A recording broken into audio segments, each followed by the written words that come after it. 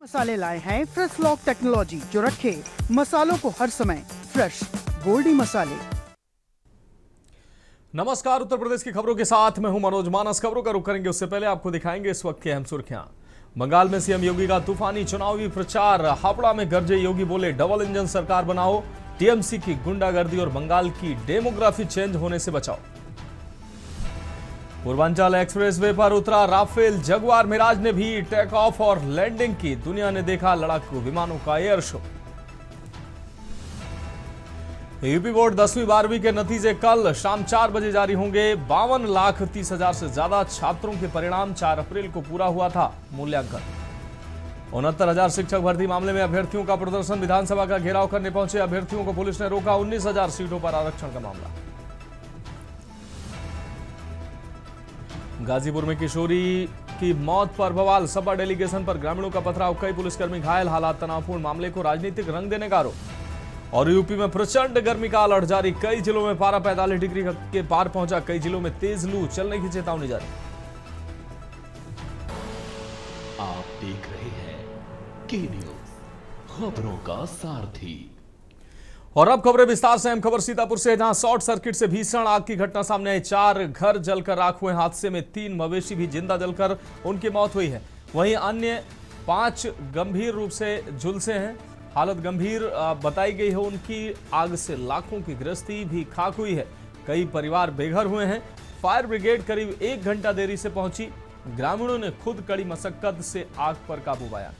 लटकते तारों को लेकर जेई और ग्रामीणों में तीखी बहस भी देखने को मिली है। प्रशासन ने पीड़ितों को मुआवजे का आश्वासन दिया है। थाना नैमिषारण्य के परसपुर गांव का यह पूरा मामला है। तो लटकते तारों को लेकर जेई और ग्रामीणों के बीच तीखी बहस भी देखने को मिली है। प्रशासन ने पीड़ितों को मुआवजे का आश्वासन दिया है।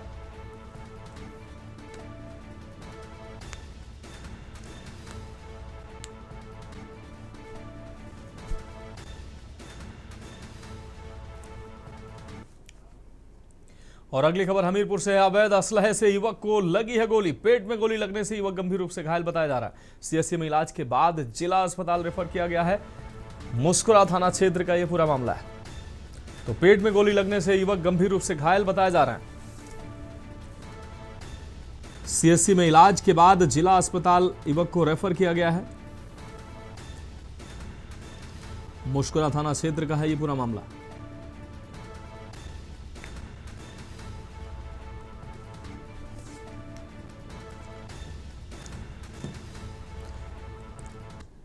मामला ये है कि एक अरविंद सुनाप राम प्रकाश, जिसकी उम्र 32 साल की है, मंडवा निवासी है, गंभीर हालत में हमारे सामुदायिक स्वास्थ्य केंद्र मुस्कुरा लेकर आया गया है, जिसको हमारे द्वारा एग्जामिन किया गया है। तो उसके पेट के दाहिने साइड में गोली लगी हुई है, जो परिजन द्वारा बताया गया है। परिजन उनके राज्यपाल भाई लगते हैं, उनके द्वारा बताया गया है। तो उसको देखने पे एंट्री पॉइंट दिखा है, बाकी इंजन नहीं दिखा है उसको। हमारे द्वारा यहाँ पर आत्मिक उपचार कर दिया गया है। अस्पताल भेज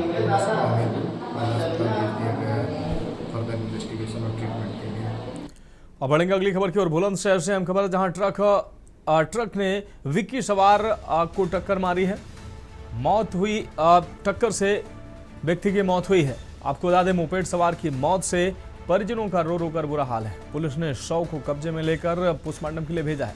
पहासू क्षेत्र के दीघी गांव के पास खुर्जा पहासू रोड का यह पूरा मामला है।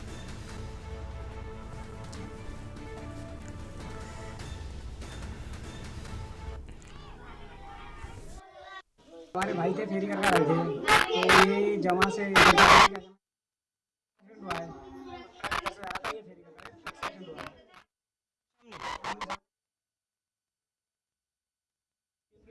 हॉस्पिटल में पुलिस वाले भी साथ थे। तो पुलिस वालों ने अपनी जो भी कार्रवाई करनी है वो करने के बाद उन्हें पीएम के लिए भेज दिया। अभी मट्टी बुलंद से रही है, वहाँ से पोस्टमार्टम होने के बाद उसके बाद देखते क्या होगा। सुबह यहाँ से मतलब फेरी के लिए निकले थे। क्या बेचते हैं वो? चूरन और कटारे के, मतलब अपने घर का गुजारा करते हैं। और उधर से लौट रहे थे फेरी करके, और अचानक ही सामने से एक ट्रक आया। उसने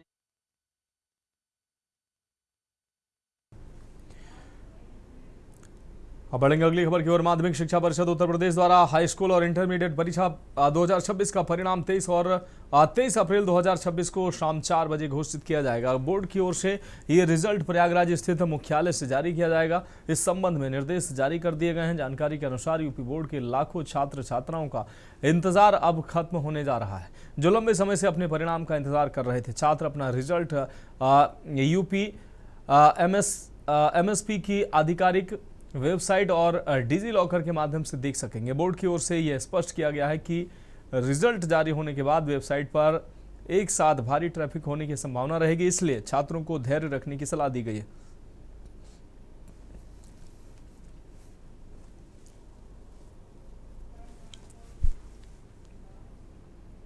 सीतापुर में उत्तर प्रदेश सरकार के औद्योगिक विकास मंत्री नंदगोपाल गुप्ता नंदी ने SCM सिनेमा का उद्घाटन किया। इस मौके पर जिले के गणमान्य नागरिक, व्यापारी और विभिन्न संगठनों के प्रतिनिधि बड़ी संख्या में मौजूद रहे। कार्यक्रम के दौरान केशव ग्रुप के MD मुकेश अग्रवाल ने सीतापुर में औद्योगिक विकास, इंडस्ट्रियल कॉरिडोर की संभावनाओं और बंद पड़ी इकाइयों के पुनरुद्धार जैसे अहम मुद्दे उठाए।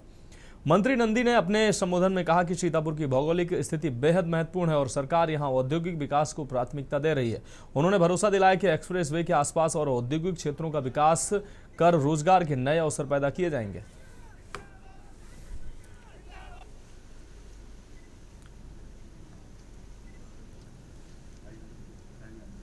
भारतीय जनता पार्टी के बिल्कुल कार्यकर्ता और हमारे परम आदरणीय प्रधानमंत्री श्री नरेंद्र मोदी के नेतृत्व में चुनाव को चुनौती के रूप में स्वीकार किया। TMC के जो गुंडे थे, जो गुंडागर्दी करते थे, ऐसे गुंडे, ऐसे माफियाओं के खिलाफ कार्रवाई की गई और मैं पश्चिम बंगाल की जनता से अपील करना चाहता हूँ, यही समय है, सही समय। आप अपने घरों से बाहर निकलें और जिस तरह से ममता दीदी ने अन्याय और अत्याचार करके पूरी तरह से लोगों को कुचल करके रखा है, दबा करके रखा है।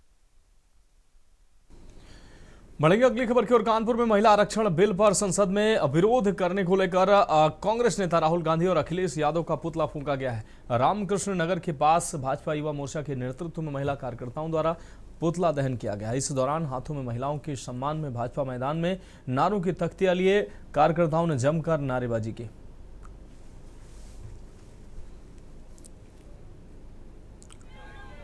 महिलाओं के अधिकारों का जब हनन हुआ है, तब महिलाएं उतरी हैं मैदान में। महिला आज एक डॉक्टर भी है, एक नर्स भी है, अधिवक्ता भी है, पायलट भी है, सब है। लेकिन जब अधिकारों का हनन होता है, महिला के अधिकारों का जब हनन होता है तो वो मैदान में जंग के लिए उतरती है। आज हमारे अधिकारों से 33% के आरक्षण जो हमारे लिए बिल पारित होने वाला था, उसके लिए राहुल गांधी जी और अखिलेश यादव जी ने इसका हमारा हनन करा है। इसके लिए हम लोग मैदान पर है और इनका पुतला फूंक रहा है। और ये पुतला आज एक बार नहीं, तब तक फूकेगा जब तक हमारे अधिकार हमें वापस नहीं दिए जाएंगे। अब बढ़ेंगे अगली खबर की ओर। अयोध्या में भाजपा महिला मोर्चा के नेतृत्व में महिलाओं ने नारी शक्ति वंदन अधिनियम के समर्थन में आक्रोश मार्च निकाला है। मार्च नाका रायबरेली स्थित उसरू गुरु नानक महाविद्यालय से निकाला गया, जबकि जहां सपा और कांग्रेस नेताओं का पुतला दहन किया गया है। महिलाओं ने नारी शक्ति वंदन अधिनियम हमारा अधिकार के नारे लगाए और विपक्ष पर 33% आरक्षण में बाधा डालने का आरोप लगाया। जिला पंचायत अध्यक्ष रोली सिंह ने कहा कि सपा कांग्रेस की सोच महिला विरोधी है। महिला मोर्चा अब घर घर जाकर अधिनियम के प्रति जागरूकता फैलाएगा। इस दौरान नगर विधायक वेद प्रकाश गुप्ता, महापौर गिरीशपति त्रिपाठी, महानगर अध्यक्ष कमलेश श्रीवास्तव समेत कई नेता बड़ी संख्या में मौजूद रहे। प्रदान कर सकती थी। ऐसे ऐतिहासिक बिल को, ऐसे सामाजिक न्यायिक बिल को हमारे विपक्ष के दलों ने इस बुरी तरह से हम महिलाओं की जो खुशी थी उसको कुचला है। हमारे लिए जो न्याय के नेतृत्व कर रहे थे प्रधानमंत्री मोदी जी, उनकी उस आशा को इस तरह से उन्होंने निराशा में परिवर्तित करके, उन्होंने उनकी आशा को निराशा में नहीं, हमारी आशा को निराशा में परिवर्तित किया। और हम बहनें जो कहीं ना कहीं अपने में एक ऊर्जा महसूस कर रहे थे कि हाँ, अब हम आगे आने के लिए तैयार हैं। अगली खबर बलिया से है, जहां चंडीगढ़ यूनिवर्सिटी ने CU सेट 2026 पोर्टल लॉन्च करते हुए मेधावी छात्रों के लिए 50 करोड़ रुपए तक की छात्रवृत्ति की घोषणा की है। एक निजी होटल में आयोजित कार्यक्रम में यूनिवर्सिटी ने आर्थिक रूप से कमजोर छात्रों को उच्च शिक्षा से जोड़ने की अपनी प्रतिबद्धता दोहराई। Vice chancellor professor doctor TP Singh ने कहा कि CU सेट केवल प्रवेश परीक्षा नहीं है, बल्कि स्कॉलरशिप के जरिए छात्रों के सपनों को साकार करने का माध्यम है। उन्होंने बताया कि पिछले सत्र में हजारों छात्रों को करोड़ों रुपए की छात्रवृत्ति दी जा चुकी है। यूनिवर्सिटी AI और स्किल बेस्ड शिक्षा पर जोर देते हुए छात्रों को इंडस्ट्री रेडी बना रही है। गूगल, माइक्रोसॉफ्ट और IBM जैसी कंपनियों के साथ साझेदारी के जरिए बेहतर प्लेसमेंट के अवसर उपलब्ध कराए जा रहे हैं। मेरा नाम डॉक्टर TP सिंह है। मैं pro vice chancellor Chandigarh university Uttar Pradesh हूँ। आज ये प्रेस वार्ता हम लोगों ने यूनिवर्सिटी के 50 करोड़ स्कॉलरशिप प्रोग्राम को स्टार्ट करने के विषय में रखी है। चंडीगढ़ यूनिवर्सिटी उत्तर प्रदेश भारत की प्राइवेट यूनिवर्सिटीज़ में लगातार तीसरी बार नंबर 1 स्थान पर है। अब इसका ऑपरेशन उत्तर प्रदेश में भी स्टार्ट हो चुका है। इस साल 68 प्रोग्राम्स वहाँ पर संचालित किए जा रहे हैं, जिसमें 40 अंडर ग्रेजुएट प्रोग्राम्स हैं, 16 पोस्ट ग्रेजुएट प्रोग्राम्स हैं और 12 लेटरल एंट्री प्रोग्राम्स हैं। ये यूनिवर्सिटी इंडिया की पहली AI augmented multi disciplinary university है। इंडस्ट्री से सभी प्रोग्राम्स टाइड अप हैं। आगे की भविष्य की संभावनाओं को देखते हुए कि क्या क्या टेक्नोलॉजी आ सकती है, इंडस्ट्री से डिस्कस करके सभी प्रोग्राम्स का डिजाइन किया गया है। अब बढ़ेंगे अगली खबर की ओर। कानपुर में अखिल भारतीय सर्व ब्राह्मण महासभा द्वारा 24 अप्रैल को भगवान परशुराम जन्मोत्सव एवं सम्मान समारोह का आयोजन किया जाएगा। ये कार्यक्रम अन्य विद्यालय सभागार नेहरू नगर में शाम 4 बजे आयोजित होगा, जिसकी तैयारियां तेज कर दी गई हैं। कार्यक्रम में शिक्षा, चिकित्सा, धर्म, अध्यात्म, कला और विज्ञान जैसे विभिन्न क्षेत्रों में उत्कृष्ट योगदान देने वाले लोगों को सम्मानित किया जाएगा। आयोजकों के अनुसार ये आयोजन धार्मिक आस्था के साथ साथ समाज में उल्लेखनीय कार्य करने वालों को सम्मान देने का एक महत्वपूर्ण मंच बनेगा। महासभा का कहना है कि हर वर्ष इस आयोजन के माध्यम से सनातन संस्कृति के प्रचार प्रसार के साथ समाज के प्रेरणा स्रोत व्यक्तियों को सम्मानित किया जाता है। कार्यक्रम में शहर और आसपास के जिलों से बड़ी संख्या में लोगों के शामिल होने की उम्मीद है।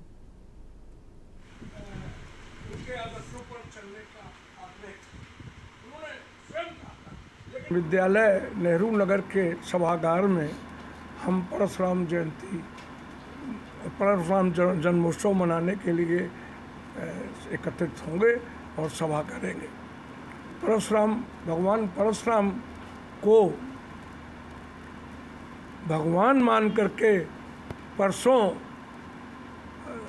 माननीय मुख्यमंत्री श्री आदित्यनाथ ने एक पार्टी लिखी है, जिसके सेकंड फ्रेज में उन्होंने लिखा है कि भगवान परशुराम के आदर्शों पर चल करके हम प्रदेश और राष्ट्र को समृद्ध बनाएंगे। अगली खबर यूपी के प्रतापगढ़ से है, जहां कलेक्ट्रेट में जिलाधिकारी शिव सहाय अवस्थी ने जनता दर्शन कार्यक्रम के दौरान आमजन की समस्याओं को गंभीरता से सुना। इस दौरान सैकड़ों फरियादी अपनी शिकायतें लेकर पहुंचे, जिनमें से कई मामलों का मौके पर ही त्वरित समाधान कराया गया। शेष समस्याओं को संबंधित अधिकारियों को सौंपते हुए डीएम ने उन्हें समयबद्ध व प्रभावी ढंग से निस्तारित करने के निर्देश दिए हैं। उन्होंने अधिकारियों को जन समस्याओं के प्रति संवेदनशील और जवाबदेह रहने की हिदायत दी। आपको बता दें कि जनता दर्शन में प्रशासन की सक्रियता और तत्परता से लोगों में संतोष और विश्वास का माहौल देखने को मिला।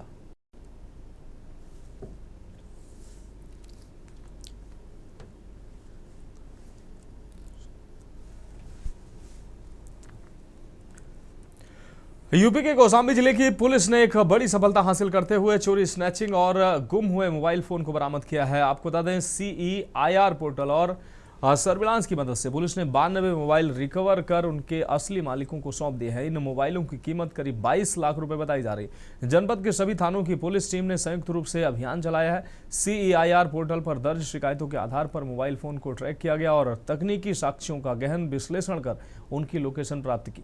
पुलिस की इस कार्रवाई में कंप्यूटर ऑपरेटर और CCTNS टीम की अहम भूमिका रही। सर्विलांस और मैनुअल इनपुट के जरिए अलग अलग स्थानों से मोबाइल फोन बरामद किए गए। अभियान में थाना पश्चिम शरीरा ने 18 मोबाइल बरामद कर अपना प्रथम स्थान हासिल किया, जबकि थाना करारी दूसरे और कड़ा धाम व कोखराज संयुक्त रूप से तीसरे स्थान पर रहे।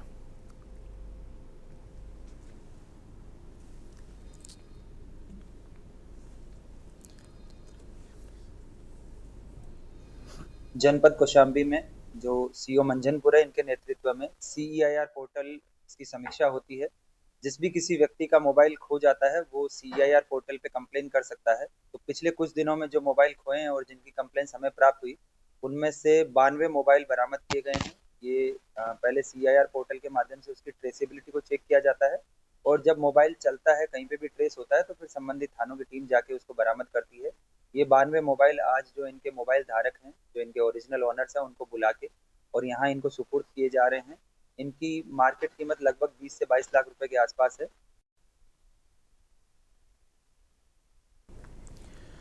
कानपुर में पुलिस ने ऑनलाइन IPL सट्टा गिरोह का भंडाफोड़ करते हुए 5 आरोपियों को गिरफ्तार किया है। फजलगंज थाना पुलिस और सर्विलांस स्वाट सेंट्रल जोन की संयुक्त कार्रवाई में करीब 3 लाख आपको बता दें 3 करोड़ 91 लाख की नकदी समेत कई उपकरण बरामद किए गए हैं। पुलिस के अनुसार मुखबिर की सूचना पर गोविंद नगर पुल के पास कार में बैठकर सट्टा चला रहे 2 आरोपियों को पकड़ा गया है। पूछताछ के आधार पर किदवई नगर स्थित किराए के मकान पर छापेमारी कर 3 और आरोपियों को गिरफ्तार किया गया है। गिरफ्तार आरोपियों की पहचान कार्तिक लखवानी, राजकुमार, कल्पेश, रवि नाई और विष्णु के रूप में हुई है, जो गुजरात के रहने वाले बताए जा रहे हैं। मौके से mobile phone, calculator, currency checking machine और एक कार भी बरामद हुई है।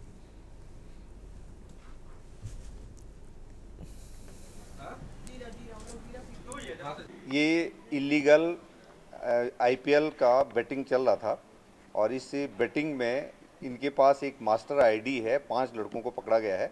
इनके पास एक मास्टर ID है और मास्टर ID को फर्दर 9-10 लोगों में डिवाइड करा गया है और ये बेटिंग ऐप के माध्यम से पैसा इकट्ठा करते थे, कुछ ऑनलाइन ट्रांजैक्शन करते थे और इनका जो मास्टर सरगना है वो मनीष उर्फ प्रोफेसर है, जिसकी लोकेशन जो है इस वक्त पुणे में है, पर लेकिन उन्होंने इनको जो बताया गया है वो जबलपुर का बताया गया है।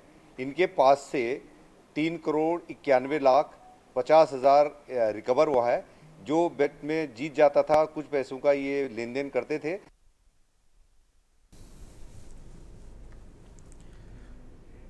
खबरों में फिलहाल वक्त एक ब्रेक का है, जल्द हाजिर है के न्यूज़, खबरों का सारथी।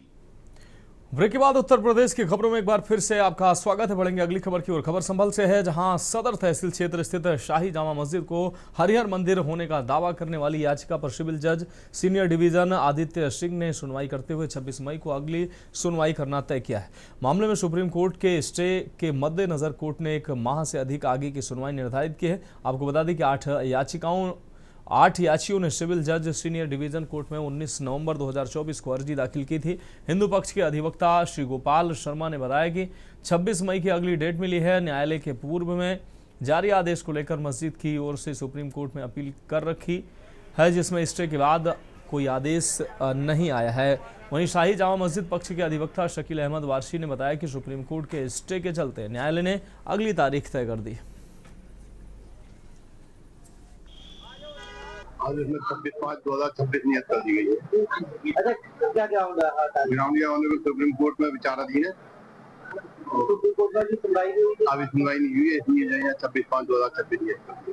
अच्छा, इस पक्ष की मांग को लेकर जो है दूसरे पक्ष सुप्रीम कोर्ट गया, हाई कोर्ट में एक रिवीजन खारिज हो गया था इनका, उसके विरुद्ध जो है सुप्रीम कोर्ट में आप सुप्रीम कोर्ट का भी कोई कंफर्म नहीं है। यहाँ 26/5/2026।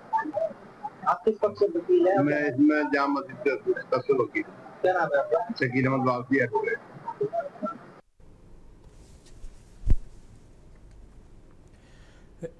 एटा में तैनात एक सरकारी शिक्षिका का सोशल मीडिया पोस्ट चर्चा का विषय बन गया है। शिक्षिका ने शिक्षा व्यवस्था की खामियों पर सवाल उठाते हुए कहा कि सिस्टम में मौजूद कमियों के कारण सरकारी स्कूलों की स्थिति प्रभावित हो रही है। शिक्षिका ने कहा कि एक शिक्षक पर 50 से अधिक बच्चों की जिम्मेदारी है और गैर शैक्षणिक कार्यों का बोझ शिक्षा की गुणवत्ता को प्रभावित कर रहा है। उन्होंने स्कूलों में मूलभूत सुविधाओं और स्टाफ की कमी को भी बड़ी समस्या बताया। पोस्ट में शिक्षिका ने यह भी सवाल उठाया कि जब सरकारी अस्पतालों में डॉक्टर खुद निजी इलाज कराते हैं तो शिक्षकों के बच्चों के निजी स्कूलों में पढ़ने पर सवाल क्यों उठते हैं।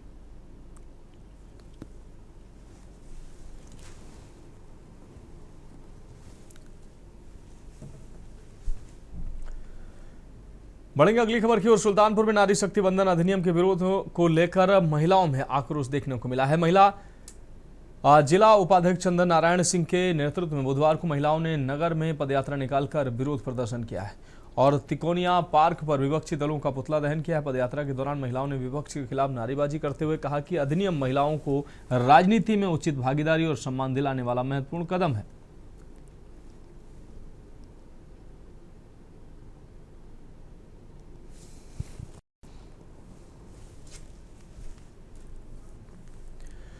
मुजफ्फरनगर में 15 साल पुराने अपहरण मामले ने नया मोड़ ले लिया है। पीड़ित युवक के कथित धर्मांतरण से जुड़ा वीडियो सोशल मीडिया पर वायरल होने के बाद मामला सुर्खियों में आ गया, जिसके बाद पुलिस ने कार्रवाई तेज कर दी। जानकारी के अनुसार सीकरी गांव निवासी एक व्यक्ति पर हरिद्वार निवासी राकेश शर्मा का अपहरण कर लंबे समय तक बंधक बनाने और बाद में कथित रूप से धर्मांतरण कराने का आरोप है। वायरल वीडियो में युवक को मस्जिद में नमाज पढ़ते हुए दिखाया गया है, जिसके बाद विभिन्न संगठनों में आक्रोश फैल गया है। पुलिस मामले में मुख्य आरोपी को पहले ही गिरफ्तार कर जेल भेज चुकी है, जबकि बाद में सलमान, दानिश और अनस को भी गिरफ्तार कर न्यायालय में पेश कर जेल भेज दिया गया।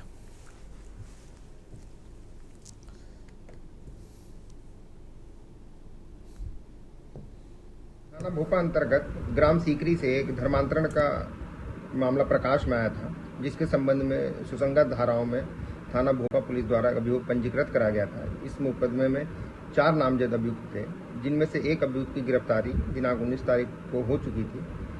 उसी जांच के क्रम में भोपा पुलिस द्वारा जो शेष आज वांछित अभियुक्त थे इस मुकदमे के, उन तीनों अभियुक्तों को आज गिरफ्तार करके माननीय न्यायालय के समक्ष पेश करा गया, जहां से उन्हें जेल भेज दिया गया है। आगे भी इसमें अभी विवेचना जारी है। तो इसमें जो भी तथ्य प्रकाश में आएंगे भविष्य में, उसकी आवश्यकता अनुसार विधिक कार्रवाई सुनिश्चित करी जाएगी।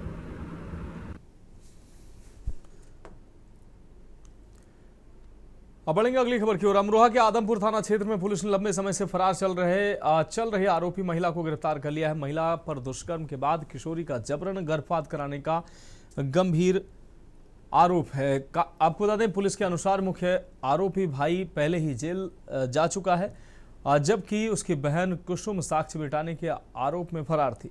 मुखबिर की सूचना पर पुलिस ने घेराबंदी कर आरोपी महिला को पकड़ लिया है। दोपहर करीब 2:30 बजे विधिक प्रक्रिया पूरी कर आरोपी महिला को न्यायालय में पेश किया गया, जहां से कोर्ट के आदेश के बाद उसे जेल भेज दिया गया। पुलिस मामले में आगे की कार्रवाई कर रही है।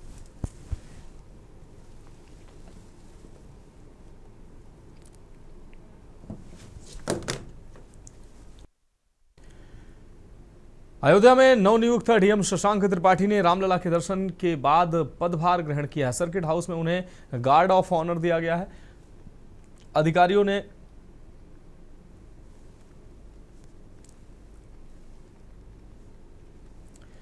नवनियुक्त डीएम ने पदभार ग्रहण किया है। रामलला के दर्शन के बाद उन्होंने पदभार ग्रहण किया है।